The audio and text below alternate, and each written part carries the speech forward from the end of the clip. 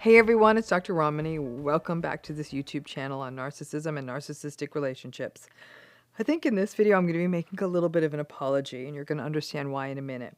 But I'm getting a lot of people who are telling me, Dr. Romney, please stop telling me that what just happened to me is a good thing.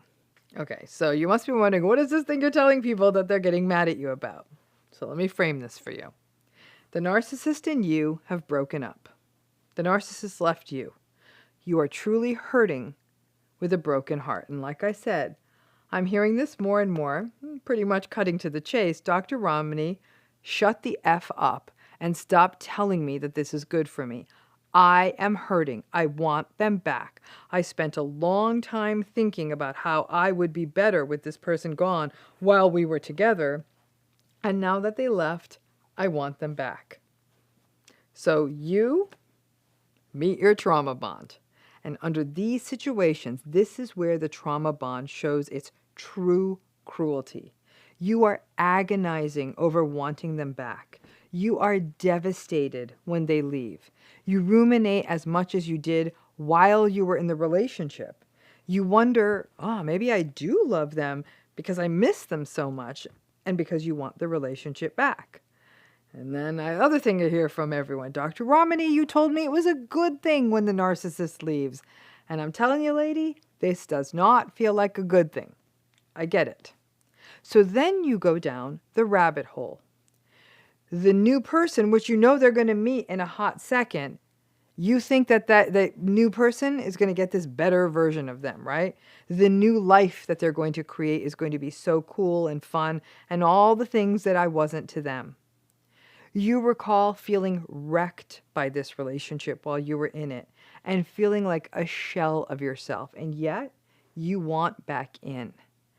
That chaos and conflict was all messy, and you knew while you were in it that it was a mess, and also that you thought like, oh, I really need to get out of this, but you didn't really know how, or even if you really did want to get out of it, you didn't know. You didn't know if you weren't sure. And so now they've left you, and you can't even remember who you were as that person who actually wanted out because you want back in so much.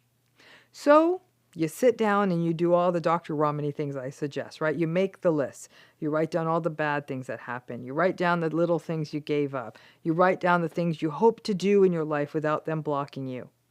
But the exercises all feel hollow. All you can hear rushing in your ears is that you want them to come back. Even though you understand the radical acceptance and all of it, the hope is still there lodged in your head that they will come back, and then they will appreciate me, and they will see that it sucks out there and want to come back to the wonderful space I created for them.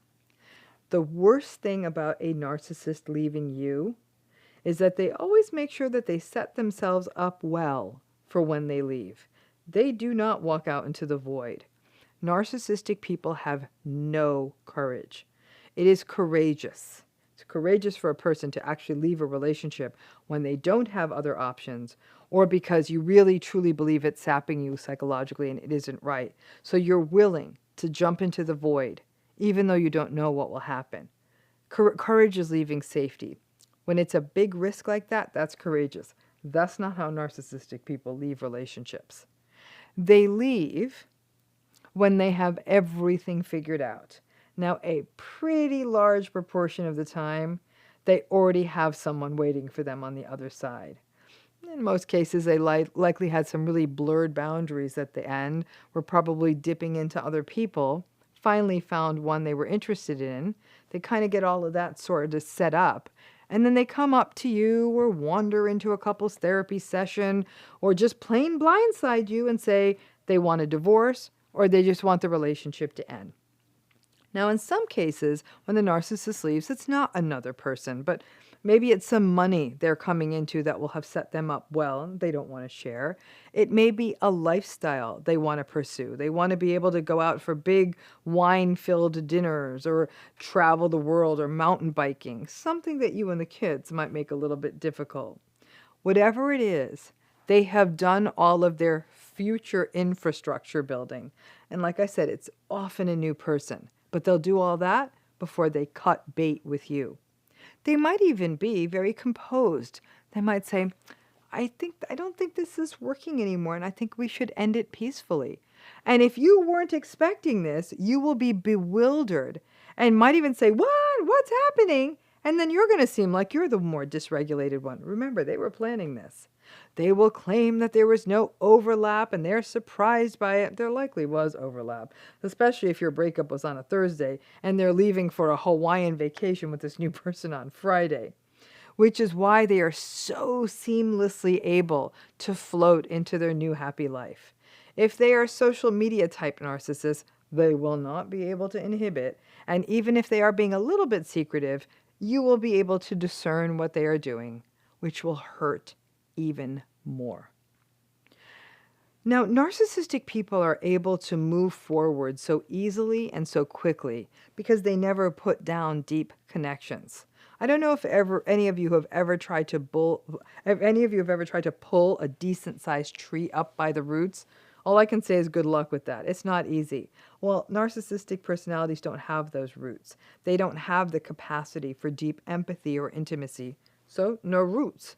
So it's really easy to pull up and for them to quickly move forward because they simply don't connect deeply, not with you, not with the person they were with before you, and not with the next person. But I understand knowing all of this still doesn't help you when you are in the midst of a broken heart. Now, since the narcissist has sorted their stuff out and you are left holding the bag, you may not feel this is a good thing, even though losing a toxic person in theory should be. Maybe you intended to stick it out in the relationship until your kids were 18, or until some other meaningful interval occurred.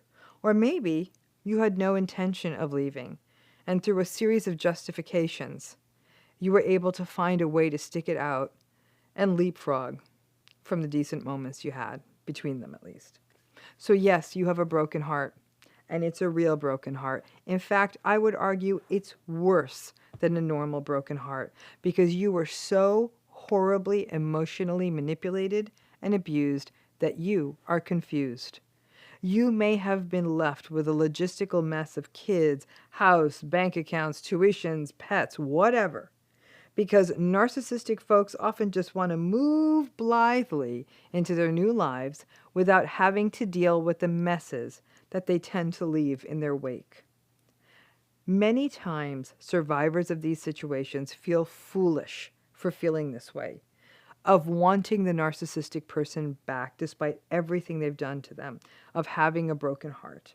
Stop that now. You feel bad about having a broken heart? Don't feel bad about that. You went into this relationship in good faith, and there were good days, and those were real too. And you built narratives around it, and those felt real too. And the more you fall into a self-shaming narrative about having a real broken heart, the harder all of this is going to be. This is normal. You had and you have the capacity to love deeply, but narcissistic people don't. However, the future you envisioned, the hopes you had, the good moments you hold on to, and yes, that trauma bond, are all real. So losing it all, that's real too, except, unfortunately, for that trauma bond, which tends to stick around. But be aware, because in the state of a broken heart, you are very vulnerable to hoovering, and it's very likely that you're going to succumb to it. If you do get sucked in, be kind to yourself, because sometimes you need to see narcissistic abuse play out a few times to really get it. And then one day you get it, and you start making different decisions. But I want to tell you honestly, I apologize for being so flippant and blithe as to say, you're so lucky they're gone. You hurt now, and there's no sense in you of feeling lucky there. I own it. Sometimes in my zeal to save everyone from toxic relationships, I miss the larger plot. I promise you it will get better, but it's going to take time because of how tangled these relationships get, how complex the broken hearts are, and how sticky the trauma bonds can be. It hurts, and I am truly sorry, because I know that these relationships are real. I've walked through enough of them myself, and I know that the broken hearts were real, but one day, I promise you, you're going to have the fortitude to say, Okay, I'm glad that was done. You'll get to that point of indifference, but while you're in it, it's painful, hang tough, and it's real.